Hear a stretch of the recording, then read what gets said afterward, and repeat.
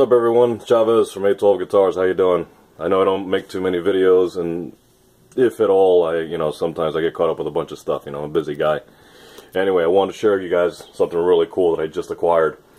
It's a bass I've been wanting for years, and the fact that I was actually able to get one of these things, and even weirder is the fact that the color. It's a nice, beautiful, check this out, Thunderbird Bass.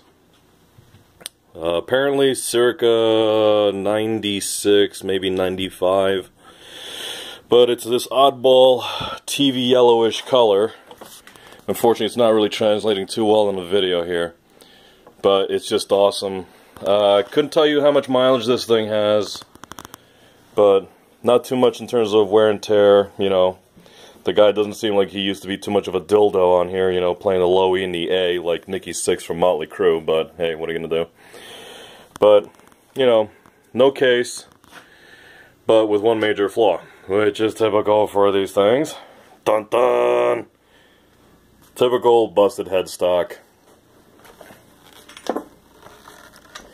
Get a load of that crack. Brutal. Literally looks like an alligator right here. So, it's been cracked for a long time.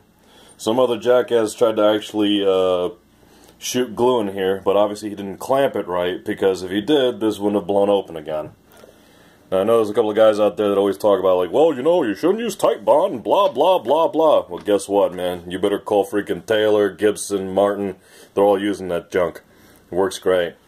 Anyway, so the biggest thing that we're going to have to do here, and you can see how much glue is in this thing, right here. Big wad of the stuff. See if we can get tighter there. There you go, you can see that all this is yellow glue that this jackass had just squeezed in here, and instead of protecting a truss rod like he should have, like a jackass, he just left it there and whatever. So, who knows when this repair happened.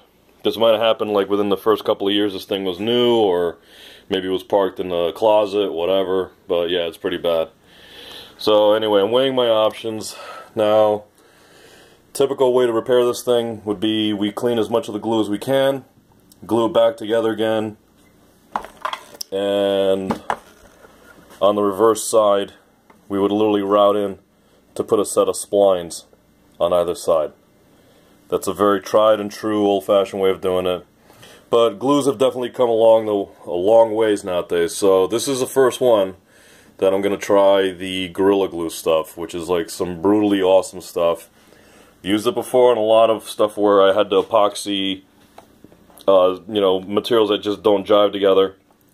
Plastics with wood, wood with, brick or whatever. And I gotta admit, that stuff is really good. So, you know what? Since this is my personal bass, I bought this with my play money from the shop. Usually don't do that, and I ain't telling my wife either. But I figure, what the hell. Worst case scenario, it doesn't work, it breaks again, screw it. We'll spline it. I'll show you guys how that's done. If it works, awesome. I'll use this for a good amount of time, and up until somebody makes me an offer and, takes it out of my hands. But till then, I'll be rocking out with this thing. And you can tell that this video is pretty important because I actually forgot to open up my beer.